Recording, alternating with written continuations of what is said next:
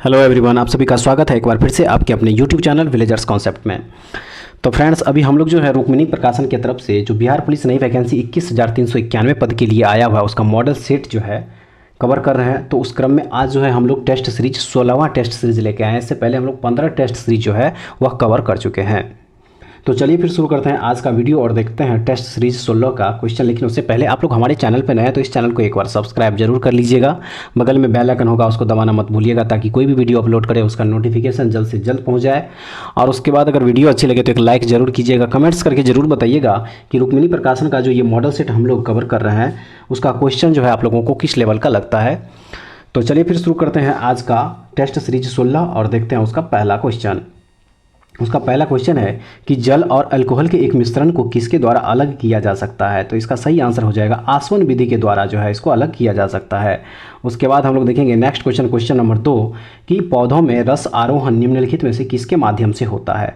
तो ये होता है जाइलम टिश्यू के द्वारा। किसके द्वारा होता है? जाइलम टिश्यू के द्वारा जो है पौधों में रस आरोहण यानी कि चढ़ाव होता है। उसके बाद हम लोग देखेंगे अगला क्वेश्चन, क्वेश्चन नंबर 3 कि प्रातःकालीन धूप से मानव शरीर में कौन सा विटामिन उत्पन्न होता है। तो वो विटामिन है विटामिन डी। विटामिन डी जो है सही आंसर हो जाएगा। नेक्स्ट है कि पौधे के किस भाग से हल्दी प्राप्त होती है। पौधे के किस भाग से जो है हल्दी प्राप्त होती है, इसका सही आंसर हो जाएगा तने से। तने से जो है हल्दी प्राप्त होता है। उसके बाद अगला क्वेश्चन है 5 नंबर कि मानव शरीर में वसा जमा होती है कहाँ पे। तो इसका जो सही आंसर हो जाएगा वो हो जाएगा वसा ऊतक में। वसा ऊतक में जो है वसा जमा होती है। उसके बाद नेक्स्ट क्वेश्चन देखेंगे कि हाइड्रोपोनिक्स का संदर्भ है क्या। तो इसका जो सही आंसर हो जाएगा वो हो जाएगा जल में पौधे उगाना। जल में पौधे उगाना ही हाइड्रोपोनिक्स का जो है मतलब होता है। उसके बाद हम लोग देखेंगे अगला क्वेश्चन, क्वेश्चन नंबर 12 में कि श्वेत प्रकाश में देखने पर साबुन के बुलबुले में रंग दिखाई पड़ते हैं क्योंकि उसका होता है क्या। तो उसका जो होता है वो होता है व्यतिकरण। व्यतिकरण के कारण ही जो है साबुन के बुलबुले में रंग दिखाई पड़ता है, याद रखिएगा। नेक्स्ट है कि अस्थायी चुंबक के लिए सर्वाधिक उपयुक्त धातु कौन सा है। तो वह है इस्पात। अस्थायी चुंबक के लिए सर्वाधिक उपयुक्त धातु जो है वह है इस्पात।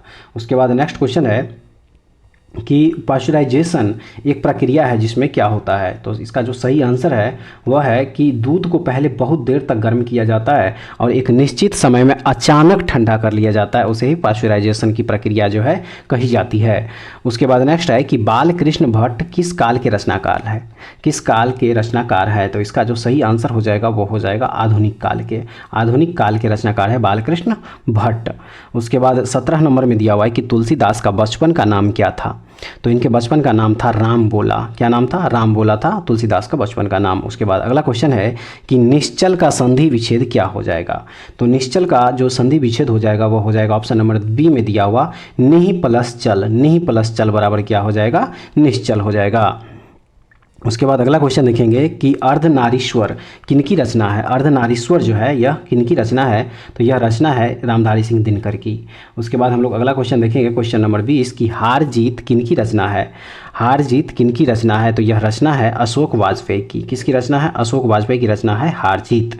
उसके बाद 21 नंबर में दिया हुआ है कि निम्न में से कौन सा रूपांतरण सही है। सही आंसर हो जाएगा option number B. Option number B जो है इसका राइट आंसर हो जाएगा। अगला क्वेश्चन देखेंगे 22 नंबर में कि पारा कांच को गीला नहीं करता है, द्रव का यह गुण क्या कहलाता है। तो द्रव का यह गुण जो है असंजन कहलाता है। क्या कहलाता है? असंजन कहलाता है। नेक्स्ट 23 में है कि किसी पदार्थ की ऊष्माधारिता अनंत है, इसका अर्थ क्या है। तो इसका जो अर्थ हो जाएगा वो हो जाएगा कि ताप में कोई परिवर्तन नहीं होता है, चाहे ऊष्मा ली जाए अथवा छोड़ी जाए, ताप में कोई परिवर्तन नहीं होता है। नेक्स्ट देखेंगे हम लोग क्वेश्चन नंबर 24 कि पानी के छिड़काव से किसी बंद कमरे का तापमान थोड़ा सा कम हो जाता है क्योंकि इसका आंसर हो जाएगा ऑप्शन नंबर सी कि जल के वाष्पीकरण की गुप्त ऊष्मा अधिक होती है। उसके बाद देखेंगे हम लोग अगला question, question number 25। Question number 25 में है कि निम्न में से कौन सा प्रक्रम दिए गए पीवी ग्राफ के लिए सही है।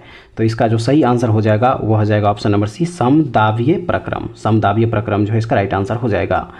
नेक्स्ट क्वेश्चन है कि एक वास्तविक गैस एक आदर्श गैस की भांति व्यवहार करती है यदि इसके ऑप्शन नंबर डी जो है सही आंसर हो जाएगा कि दाब निम्न है तथा ताप उच्च है।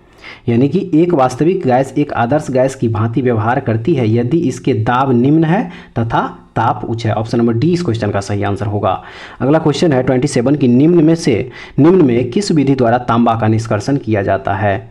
सही आंसर हो जाएगा इसका option number D, froth flotation विधि। फ्रोथ फ्लोटेशन विधि के द्वारा जो है तांबा का निष्कर्षण किया जाता है, याद रखिएगा। नेक्स्ट 28 नंबर में है कि नाइट्रोजन गैस रासायनिक रूप से क्या होती है। तो नाइट्रोजन गैस रासायनिक रूप से जो है वह अक्रियाशील होती है। क्या होती है? अक्रियाशील होती है। अगला क्वेश्चन है 29 नंबर में कि कोई बाजार जिसमें किसी विशेष उत्पादक के विक्रेता अधिक संख्या में है लेकिन प्रत्येक विक्रेता किंचित भिन्न परंतु मिलते जुलते उत्पाद बेचता है, क्या कहलाता है? तो वह कहलाता है पूर्ण स्पर्धा। क्या कहलाता है? पूर्ण स्पर्धा कहलाता है। नेक्स्ट है 30 नंबर में कि आपवादिक मांग वक्र वह है जिसकी ढाल जो है क्या होती है? दाहिनी ओर ऊपरी मुखी होती है। क्या होती है? दाहिनी ओर ऊपरी मुखी है। नेक्स्ट देखेंगे 31 नंबर क्वेश्चन कि निम्नलिखित में से किस राज्य में संथाल जनजाति नहीं रहती है। संथाल जनजाति जो है नहीं रहती है, तो वह है राजस्थान राज्य में जो है संथाल जनजाति नहीं है। बाकी जो है बिहार, पश्चिम बंगाल और मध्य प्रदेश में संथाल जनजाति पाई जाती है। उसके बाद अगला क्वेश्चन है क्वेश्चन नंबर 32 की चाय की पैदावार होती है कहाँ पर। तो चाय की जो पैदावार होती है वो होती है पहाड़ी ढाल पर। कहाँ पे होती है? पहाड़ी ढाल पर, याद रखिएगा। नेक्स्ट है कि निम्नलिखित में से कौन सी परियोजना राउरकेला स्टील संयंत्र के लिए बिजली उपलब्ध कराती है। वह कौन सी परियोजना है? तो वह परियोजना है हीराकुंड बांध परियोजना। कौन सी परियोजना है? हीराकुंड बांध परियोजना के तहत ही राउरकेला स्टील संयंत्र के लिए जो है बिजली उपलब्ध होती है। नेक्स्ट है 34 की मृदा और शैल खंडों के नीचे खिसकने की घटना को क्या कहा जाता है। तो यह घटना जो है कहलाती है भूस्खलन। क्या कहलाती है? भूस्खलन कहलाती है। उसके बाद अगला क्वेश्चन देखेंगे 35 कि विकास का भारतीय मॉडल किसके हितों की सुरक्षा करता है। तो इसका जो सही आंसर हो जाएगा वो हो जाएगा ऑप्शन नंबर बी, व्यक्ति और राज्य दोनों। नेक्स्ट है कि निम्न में से कौन सा मानव पूंजी निवेश का सबसे उपयुक्त उदाहरण है। तो सही आंसर हो जाएगा इसका ऑप्शन नंबर सी, यानी कि मानव संसाधनों का अभियंता और डॉक्टर के रूप में परिवर्तित होना।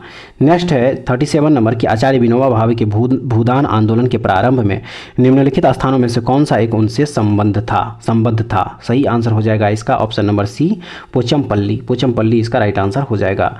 नेक्स्ट है नागरहोल नेशनल पार्क किस राज्य में स्थित है। तो यह स्थित है कर्नाटक राज्य में। कहाँ पे? कर्नाटक राज्य में। अगला क्वेश्चन देखेंगे क्वेश्चन नंबर 39 भारतीय राष्ट्रीय कांग्रेस का वर्ष 1929 में लाहौर अधिवेशन जिसमें अंग्रेजों से पूर्ण स्वतंत्रता पाने का संकल्प अंगीकृत किया गया था, किसकी अध्यक्षता में हुआ था।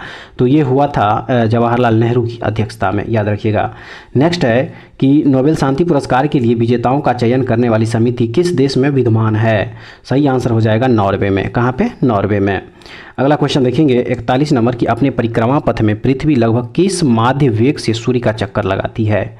तो ये लगाती है 30 किलोमीटर पर सेकेंड, 30 किलोमीटर पर सेकेंड के हिसाब से चक्कर लगाती है। अगला क्वेश्चन है कि शून्य एवं दशमलव प्रणाली की खोज किसने की थी।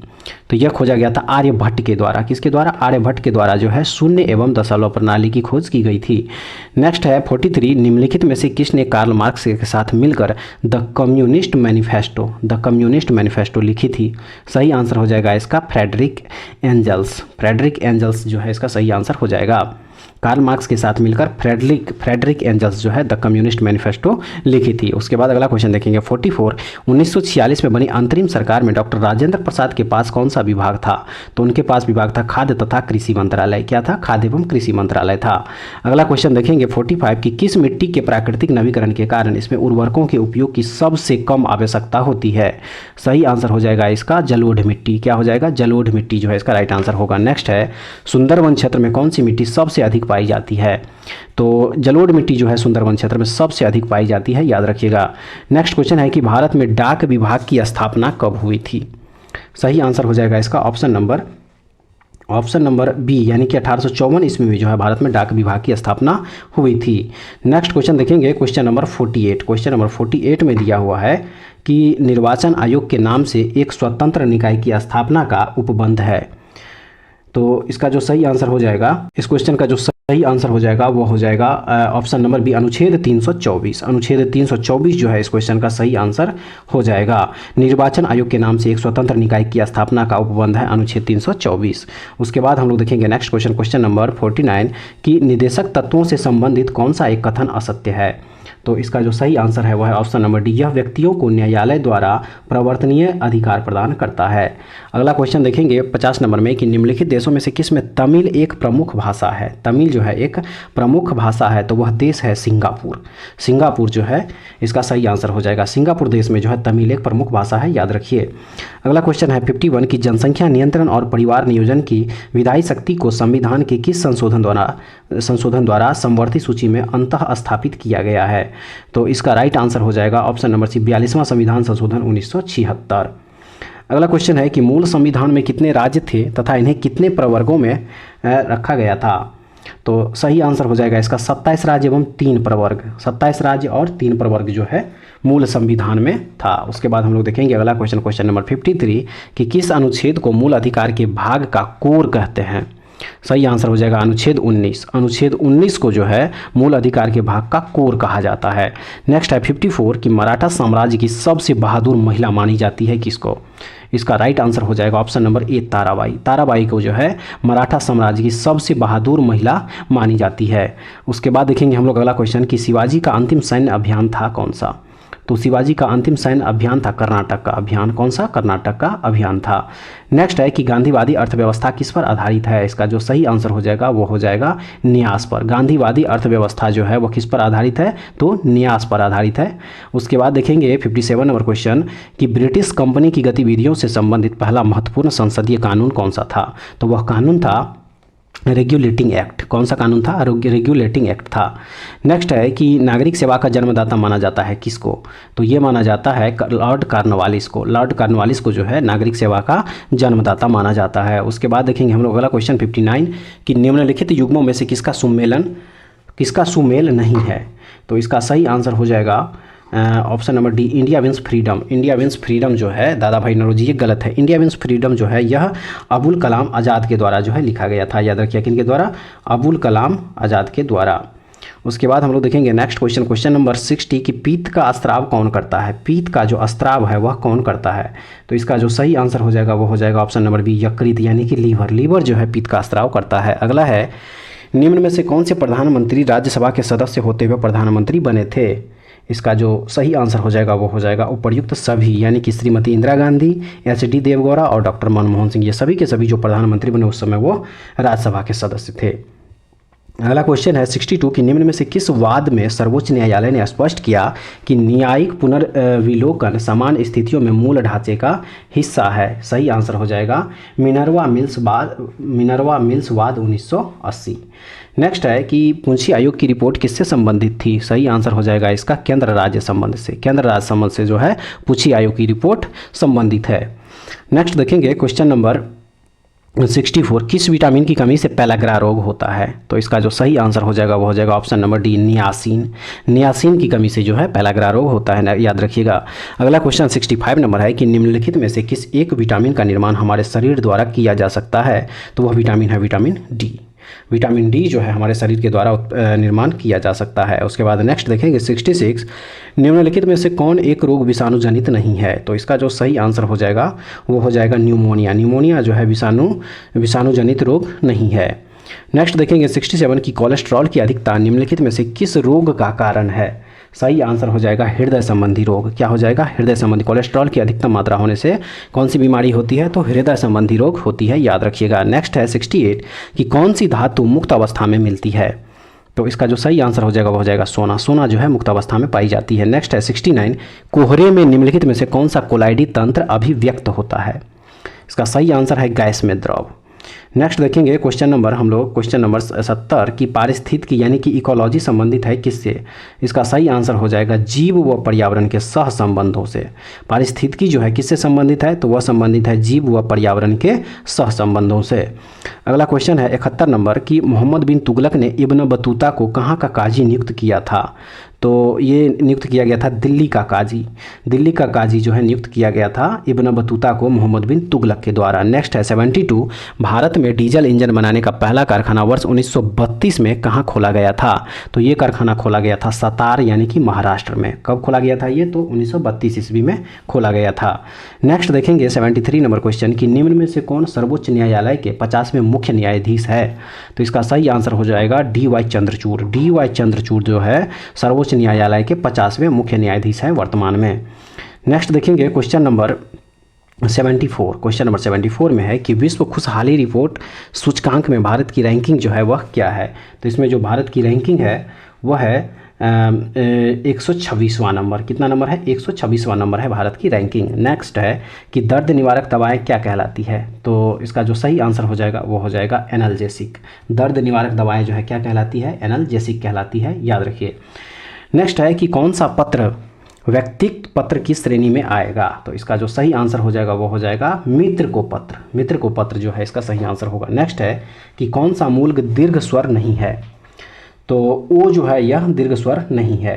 नेक्स्ट देखेंगे कि शुद्ध वर्तनी वाला शब्द कौन सा है। शुद्ध वर्तनी वाला शब्द जो है इसमें से कौन सा है, तो वह है अध्ययन।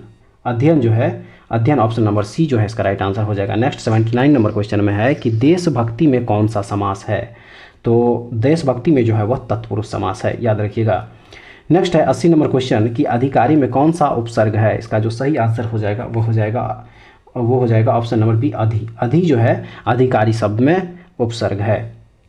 उसके बाद हम लोग देखेंगे नेक्स्ट क्वेश्चन 90 नंबर कि मुद्रा वही है जो मुद्रा का कार्य करती है। यह कथन किसका है। तो यह कथन जो है वह है हार्टले विदर्स का। किसका है? हार्टले विदर्स का जो है कथन है।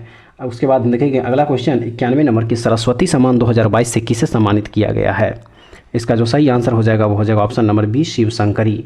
शिव शंकरी को जो है सरस्वती सम्मान 2022 से सम्मानित किया गया है। नेक्स्ट है कि 64 वर्ष बाद व्यक्तिगत रूप से रमन मैग्सेसे पुरस्कार 2023 से किसे सम्मानित किया गया है। तो ये सम्मानित किया गया है दलाई लामा को। तिब्बती धर्मगुरु जो है दलाई लामा, उनको 64 वर्ष के बाद जो है व्यक्तिगत रूप से रमन मैग्सेसे पुरस्कार 2023 से सम्मानित किया गया है, याद रखिएगा। अगला क्वेश्चन है कि 2023 में किसी ऑस्ट्रेलिया के सर्वोच्च नागरिक सम्मान ऑर्डर ऑफ ऑस्ट्रेलिया से सम्मानित किया गया है। तो ये सम्मानित किया गया है रतन टाटा को। रतन टाटा को जो है 2023 में ऑस्ट्रेलिया के सर्वोच्च नागरिक सम्मान ऑर्डर ऑफ ऑस्ट्रेलिया से सम्मानित किया गया है। नेक्स्ट देखेंगे हम लोग क्वेश्चन नंबर 94। क्वेश्चन नंबर 94 में दिया हुआ है कि जनसंख्या जन्म दर किस पर मापी जाती है। तो ये मापी जाती है 1000 पर। कितने पर? 1000 पर जो है मापी जाती है। उसके बाद अब हम लोग देखेंगे इस टेस्ट सीरीज 16वां टेस्ट सीरीज का लास्ट क्वेश्चन, और वो है 95 नंबर क्वेश्चन कि निम्नलिखित में से ऊष्मा का अच्छा चालक लेकिन विद्युत का खराब चालक कौन सा है। तो सही आंसर हो जाएगा इसका अभ्रक। अभ्रक जो है ऊष्मा का अच्छा चालक लेकिन विद्युत का जो है खराब चालक है, याद रखिएगा। तो फ्रेंड्स ये था टेस्ट सीरीज 16 का लास्ट क्वेश्चन, और उम्मीद है कि आप लोगों को ये जो क्वेश्चन था जिसमें कि जीके जीएस करंट अफेयर्स और हिंदी से रिलेटेड क्वेश्चन शामिल था, उम्मीद है आप लोगों को ये क्वेश्चन जो अच्छे लेवल का क्वेश्चन लगा होगा। एक बार ये कमेंट्स करके ज़रूर बताइएगा कि आप लोगों को इसमें से टोटल कितना क्वेश्चन जो है सही कर पाए।